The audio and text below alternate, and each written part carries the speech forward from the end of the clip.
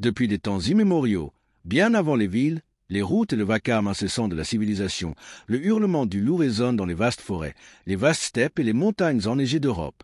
Au crépuscule des nuits glaciales ou dans le silence perçant de l'aube, ce son profond et captivant traverse vallées et collines, porteur d'un mélange de mystère et d'héritage ancestral.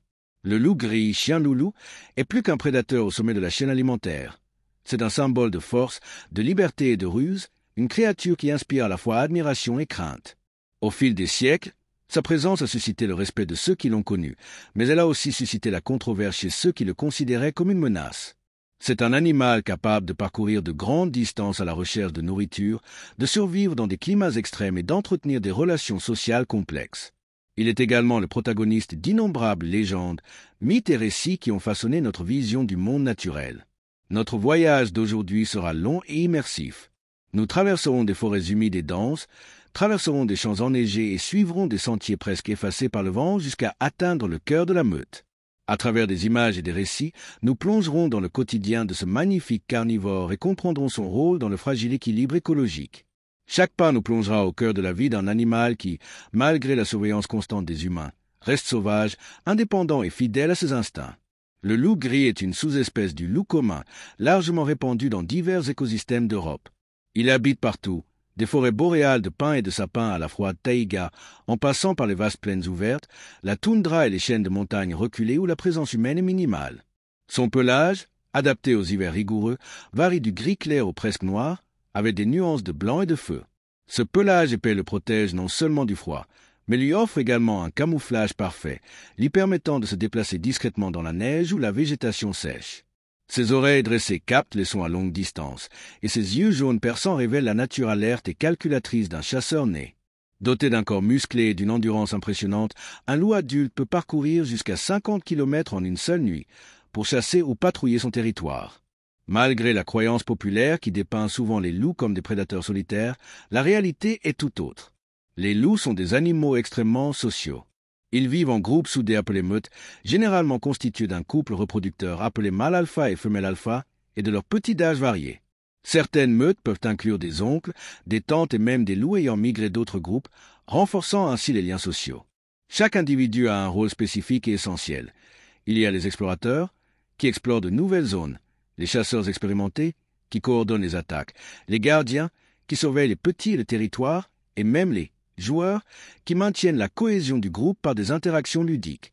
Cette structure sociale repose sur un système de communication complexe qui comprend les vocalisations, les postures corporelles, l'odorat et, bien sûr, le célèbre hurlement. Le hurlement, loin d'être un simple son effrayant, est un langage raffiné. Il sert à rassembler les membres dispersés, à avertir les intrus qu'un territoire est déjà occupé et à renforcer l'unité de la meute. Lors des nuits silencieuses, un seul hurlement peut parcourir jusqu'à 10 km. Lorsque plusieurs loups hurlent simultanément, les différentes intonations créent l'impression d'un groupe plus important, ce qui décourage les prédateurs et les rivaux. C'est un spectacle auditif qui laisse une profonde impression à quiconque a la chance d'y assister. À l'heure de la chasse, la meute déploie tout son talent. Contrairement à l'image de prédateurs impitoyables, les loups sont sélectifs et ciblent les proies les plus vulnérables, animaux malades, blessés, vieux ou très jeunes. Cette sélection naturelle contribue au maintien d'une population de proies saines équilibrées. Les proies les plus courantes sont les cerfs, les wapitis, les sangliers et les bouquetins, mais les loups s'adaptent également, chassant lapins, oiseaux et même poissons si nécessaire. La chasse est une véritable chorégraphie.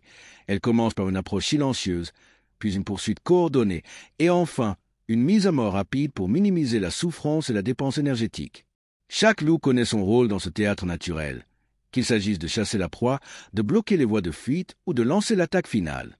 Le printemps apporte le moment le plus délicat et le plus important de la vie d'une meute, la naissance des petits. Ils viennent généralement au monde en mai, dans des tanières creusées par le couple alpha ou profitant de crevasses naturelles et d'endroits protégés. Les nouveau-nés naissent aveugles, sourds et totalement dépendants. Durant les premières semaines, la femelle quitte rarement sa tanière et se nourrit de la nourriture régurgitée par les autres membres de la meute. Le mâle alpha et les jeunes plus âgés jouent le rôle de sentinelles, patrouillant constamment la zone.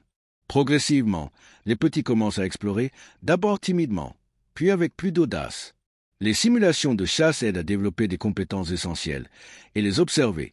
C'est comme voir la future génération apprendre à devenir un loup. Le territoire d'une meute peut s'étendre sur des centaines de kilomètres carrés, et sa défense est une priorité. Le marquage par l'urine, les excréments et les griffures permet de transmettre des informations, de la taille du groupe à la saison de reproduction. Ces signaux préviennent également les rencontres dangereuses entre meutes, qui pourraient entraîner des blessures graves, voire mortelles.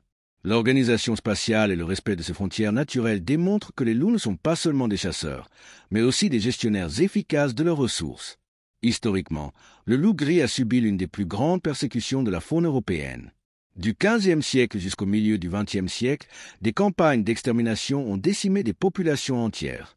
Pièges, empoisonnements et chasses organisées étaient monnaie courante, motivées par la peur et la compétition directe pour les proies.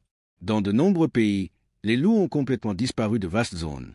Cependant, les dernières décennies ont apporté un changement de perspective. Des projets de conservation, des programmes d'indemnisation des éleveurs et la création de parcs nationaux ont permis aux loups de revenir dans des régions où il avait été absent pendant des siècles. Pourtant, les conflits avec les communautés rurales persistent et la coexistence nécessite des mesures préventives telles que des clôtures électriques, des chiens de berger et une surveillance constante. Le loup occupe également une place centrale dans la culture et la mythologie. Pour certains peuples anciens, il était symbole de courage, de ruse et de loyauté envers le groupe. Pour d'autres, il représentait un esprit protecteur ou un messager surnaturel. Des légendes comme celle de Romulus et Remus, allaitées par une louve, ou des contes comme celui du grand méchant loup, ont façonné notre perception du loup. Cette dualité tantôt protecteur, tantôt méchant, reflète la complexité de notre relation avec lui.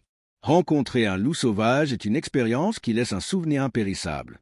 Ce n'est pas seulement voir un animal sauvage, c'est être témoin d'un fragment vivant de l'histoire naturelle de la Terre. Chaque pas silencieux, chaque regard fixe et chaque hurlement résonnant au loin nous rappellent qu'il existe encore des endroits où la nature règne en maître. Tant qu'il y aura des loups, nous nous souviendrons aussi que nous ne sommes pas les seuls à peupler cette planète et que notre responsabilité est de maintenir l'équilibre qui soutient toute vie. Protéger le loup gris ne consiste pas seulement à sauver une espèce. Il s'agit de garantir que le son de son hurlement continue de résonner dans les nuits froides, que les forêts et les montagnes conservent leur vitalité et que le cycle naturel prédateur-proie se perpétue. Il s'agit aussi de préserver un patrimoine culturel et naturel qui relie l'homme à ses racines sauvages.